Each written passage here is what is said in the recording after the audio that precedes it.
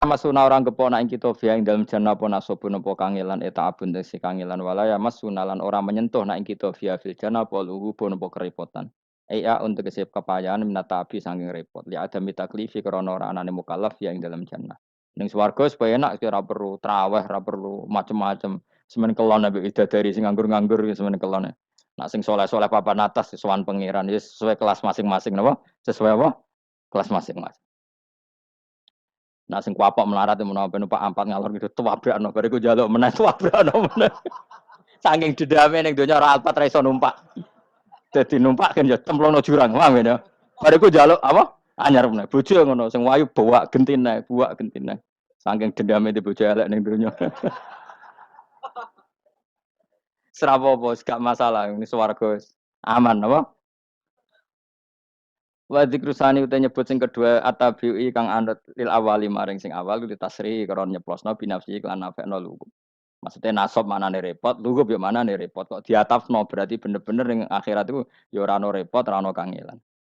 Waladina uta wong akeh kafaru kang kafir sapa ladina, iku lahum tetep kedhe ladina naru jahannam mauten neraka jahanam. Orang-orang kafir itu pasti masuk neraka. La yuqta. Maksudnya kafir dengan definisi yang mati alal kufri. Kalau masih di dunia kamu tidak bisa menvonis si A si B pasti kafir karena finalnya adalah di husnul khotimah atau suul khotimah. Maka status sekarang.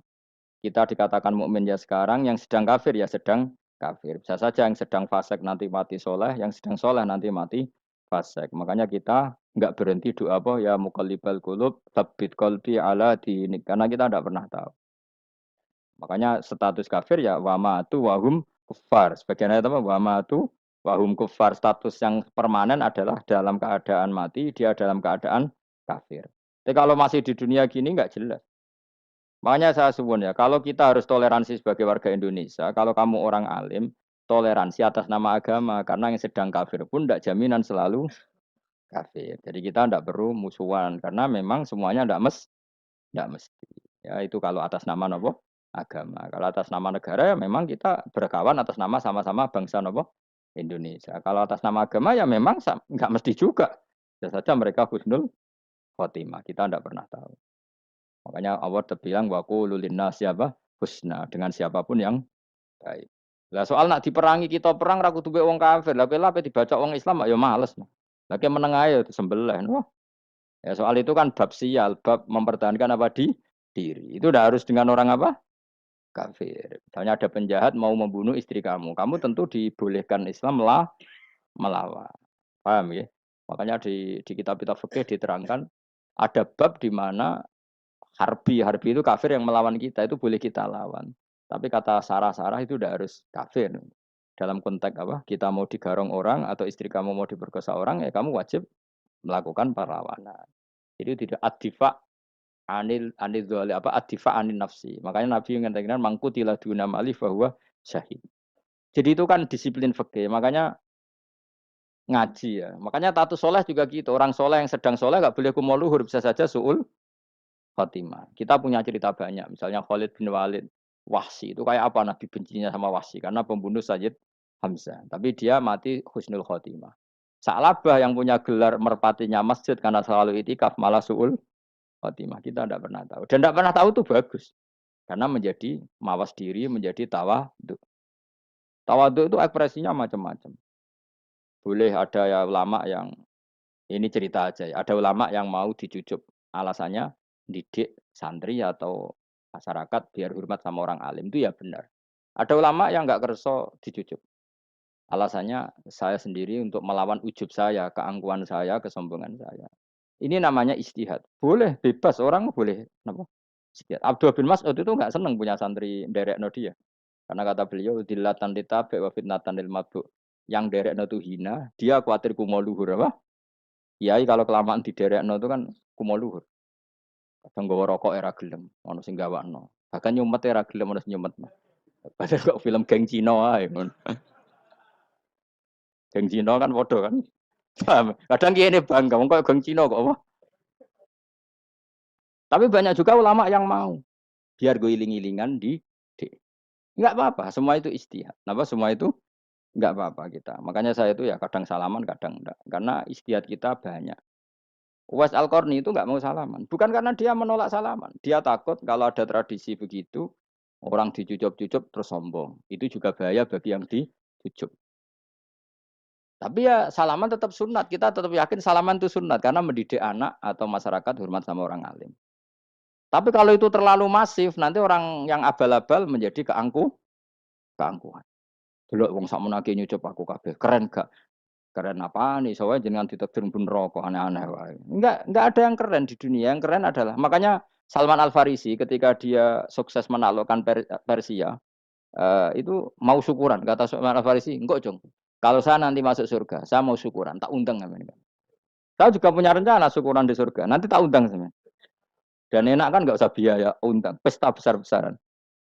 Enak seneng dugem-dugem ini kono ora ono maksiat.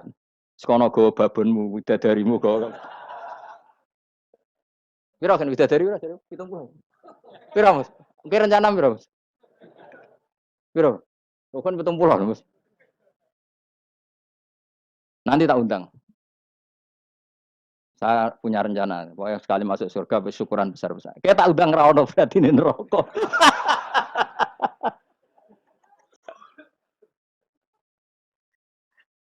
Saya nak ngundang aku ra ono beda kelas sembrono gitu.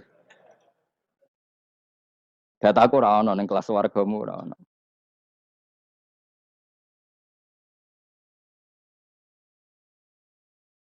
Kata Salman Al Farisi gini, kamu ndak usah muji saya kan dia dipanggil ya Karim, kamu orang terhormat ya. Kata Salman Al Farisi, indakhaltul jannah fa ana karim wa indakhaltun nar fa ana laim. Jadi saking sopannya ashabu Rasulillah itu ada yang dipanggil ya Karim aja ndak mau. Tunggu cung ya, panggilan itu sematkan saya nanti ketika saya masuk surga. Kalau saya masuk surga fa ana karim, saya berstatus orang mulia. Tapi nanti kalau saya masuk neraka fa ana laim, saya orang yang terhina. Jadi dulu ashabu Rasulullah seperti itu. Terus ada ulama yang melawan nafsunya macam-macam. Misalnya saya milih jarang ada sowanan, saya dapati senang banyak santri sowan. Tapi bukan karena benci enggak. Karena saya takut sebagai orang yang sangat terhormat. Saya ngaji di mana-mana suka yang nggak usah pakai kursi. Guling-gilingan kalau saya dan kamu setara. Saya sebenarnya bisa aja minta kursi tinggi kayak ketua MK. Banyak kan ngaji nih serapati ngalim dari kursi ning dhuwur, santri ning ngisor gua ya nih kok pinter-pinter. Jebule kitabe maknanan ben ra konangan. Sing ngrasa apa wong modus. Ya tapi tidak suudzon ya, tapi ya ono tenan paham. Ya? Tapi kalau saya cara berpikir sederhana, kita kan sama-sama umatur Rasulillah ya sudahlah hadin sawa. Lho andai kan kamu sanggup maca kitab ya gentenan ra masalah. Kadang ge maca aku ngrungokno, kadang aku maca enggak apa-apa. Nek ana sing wani. Tapi sekali salah tak lorot. Nah. Jadi dulu sahabat itu biasa. Ada yang cara ekspresi tawaduk kayak Wais Al-Qarni nggak mau salaman karena takut dicucuk. Ada yang suka salaman karena mendidik. Banyak cara mereka melawan nafsunya sendiri apa? Melawan apa? Nafsunya. Istri saya itu dari keluarga pondok Jawa Timur. Itu dulu iskal sama saya, janggal. Karena anak saya kalau mau jajan tuh saya tidur pun dibangunkan.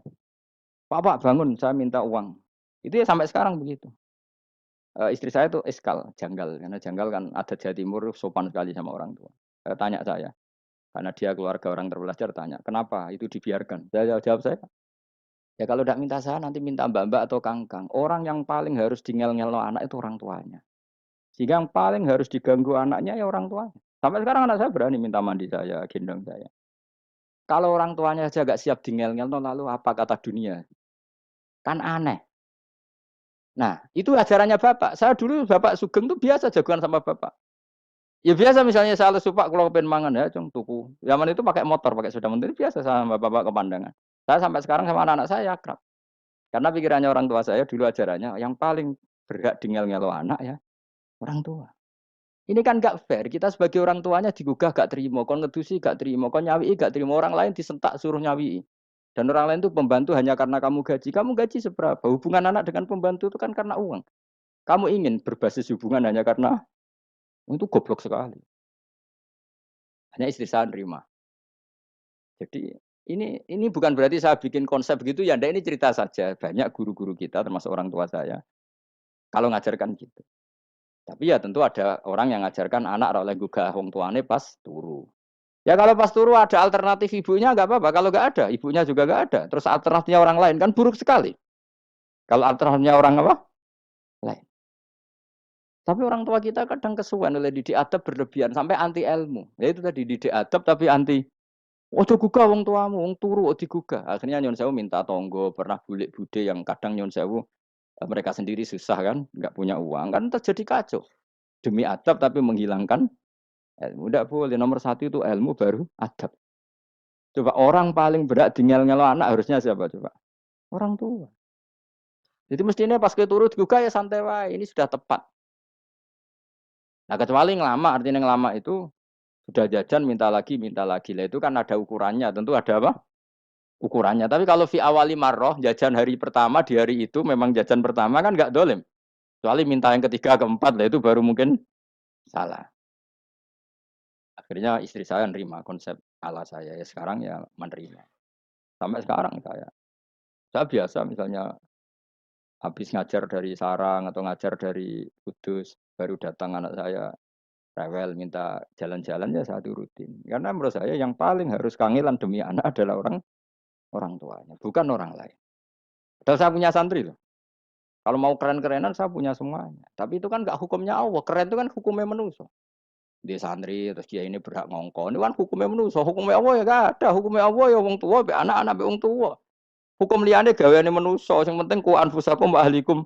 Nah, ora ono santri kaum barang ora ono. Gaya-gaya nane mubalek ini umat saya terus dihitungi. Ku apa-apaanan. Enggak ada dalam Quran yang ada ya ku anfusakum wa ahlikum nar. Jadi yang penting hubungan orang tua anak. Nah, baru orang lain itu wa ila adin akhahum huda. Ya itu yang kedua ketiga. Tapi ilmu ini sudah banyak yang hilang. Makanya banyak mubalek ngamuk anak. Bocah rasopan, aku nang jopo ning tinti wong wedi aku. Anakku dhewe rasopan. Lah bapak dhewe rasopan ya. Karena mendahulukan orang lain ngalahkan anak. Ketika anaknya rasopan dekne gremeng apa? Memangnya dia sopan cara hukumnya Allah dan Rasul. Ketika mendahulukan orang lain itu dalam status hukum Allah dan Rasul dia sudah tidak sopan.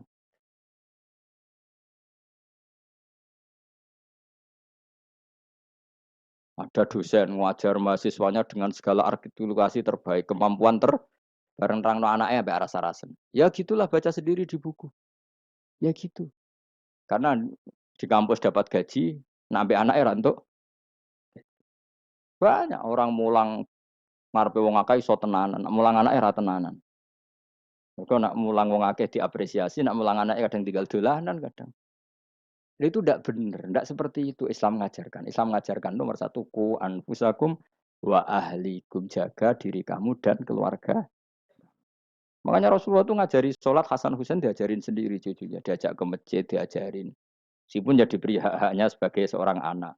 Numpakin Nabi ya dibiarkan, tapi diajari kebaikan diajarin sendiri. Sampai Sayyid Hasan umur 8 tahun sudah menjadi rawi hadis karena memang diajari sendiri oleh siapa Rasulullah. Kayak apa? Kalau sekarang enggak, kiai cilik anak di pasrano candalem terus enggak mau tahu. Juga sidik itu pasrano pembantu. Karena anaknya akhlaknya kayak bantu ngamuk. Memangnya yang bikin itu siapa? Yang memulai siapa? Nah, hukum-hukum begini itu harus kita mulai tegakkan. Ya kayak dipanggil ya Karim. Kita termuliakan tuh sampai berapa? Banyak kan dulu orang mobil aja dibukakan, ya boleh kecekal KPK. Pas mulia, masya Allah, buka mobil ya tahu.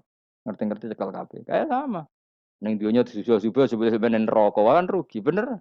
Makanya saya ngikuti madhab Salman Al Farisi. Saya sudah niat syukuran besar-besaran tak jamin, tak undang teman. Tapi daripada Salman konangan nggak di situ, mendingan enggak ya. Karena kalau ada undangan nanti kelihatan siapa yang di dalam dan siapa yang di luar. Enggak usah ya, enggak usah. Nanti takutnya nggak ada di situ, malah mari ngenes kula.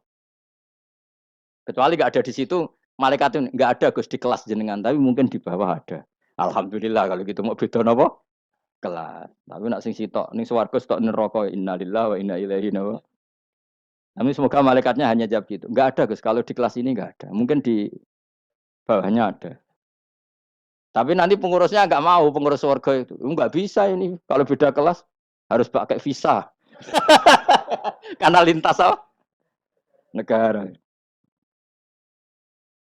Ya jelas ya. Jadi kata Salman Al Farisi gimana? Jangan panggil saya ya Karim sekarang. Kalau nanti saya masuk surga, fa'ana Karim. Wa in dakhaltun nar fa'ana Laim. Laim itu terhina. Nah kalau semua orang berpikir begitu kan semuanya tawaduk, semuanya tidak kumolu. Ya karena ya dunia ini nggak pernah jelas. Makanya Nabi yang Nabi saja berdoa apa ya muqallibal qulub, tsabbit qalbi ala dinik. Dat yang membolak-balikkan hati. Karena kayak apa kita mencintai Indonesia, mencintai masyarakat Indonesia. Tapi kayak apa kalau kamu sudah datang ke Singapura, orang Singapura dinamis terus gerutu. Orang Indonesia itu pemalas, tidak kayak orang Singapura, dinamis maju. Tapi kan urip di Singapura gak gelem. Tapi di Indonesia men gerutu orang Indonesia tidak kayak orang Singapura. Cara aku nak ngomong ngono gak usah urip ning Indonesia, kau urip ning Budi. Oh Islam Indonesia gak mutu kak ada di Timur Tengah, cobaan semua gini-gini. Enggak ana wong goblok ra iso ngaji cobaan ya dekne ra trimo. Goblok cobaan. Angel ngadepi wong iku angel. Lah terus kon piye? Sing biasa wae koyo kula jenengan wis biasa. Suwe ngaji-ngaji, wae turu-turu, suwe mangan-mangan wis biasa wae. Dinuna dinul ajais. Agama kita, agamanya orang lugu. Penting hubungannya dengan Allah spesial bahwa kita yakin hidup kita namun bergantung kepada Allah Subhanahu wa taala dan kita selalu nyifati Allah nikmal maula wa ni'man nasir. Selagi Tuhannya Allah pasti kita ditolong. Apapun kondisi Indonesia, Tuhan kita tetap Allah, tetap ditolong.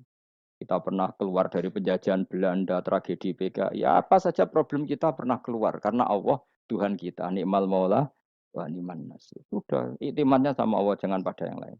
Yang lainnya itu hanya aturan bernegara saja. Kita butuh presiden, butuh macam-macam. Itu aturan bernegara. Tapi kesejahteraan kita tetap Allah ni'mal maula. Karena kalau Allah yang nggak berkenan, Jawa dihilangkan. Les, lewat ekuifaksi selesai. Atau meteor satu jatuh selesai.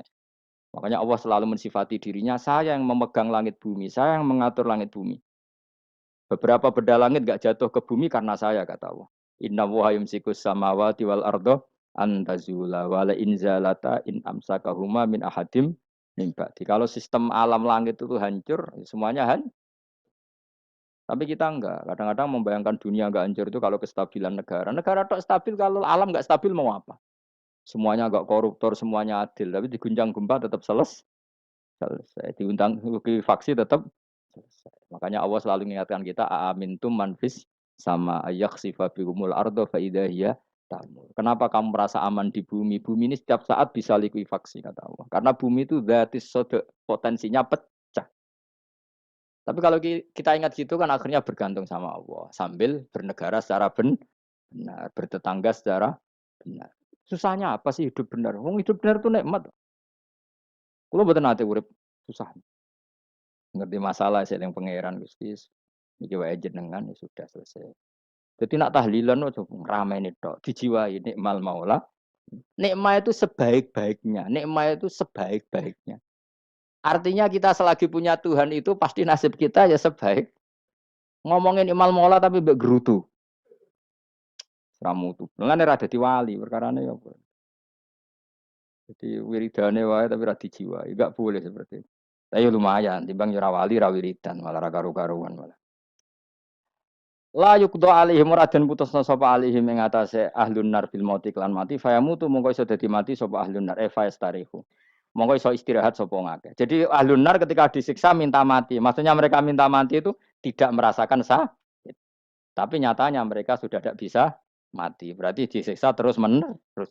Walau khafaf lan ora den ringan napa anhum saking ahlun nar min adzabia saking siksa sinar torfata ini ning sak kedape Kadzalika kaya mengkon-mengkono kabeh kama jazinahum. Tegese kaya oleh males ingsun wong akeh nadzi males ingsun kula kafurin ing saben-saben wong sing banget kafire, banget engkare ning Allah lan nikmat-nikmate Allah. Manane kafir bil ya iklan ya yadzi wa nun lan nun al maftuhah. Kados kita tidak yadzi tapi napa? Nadzi nggih kadzalika nadzi kula kafur. Maka ciri serta kasih wa nasbi kullah lan aswi lafat kullah. Wa hum yastarifuna.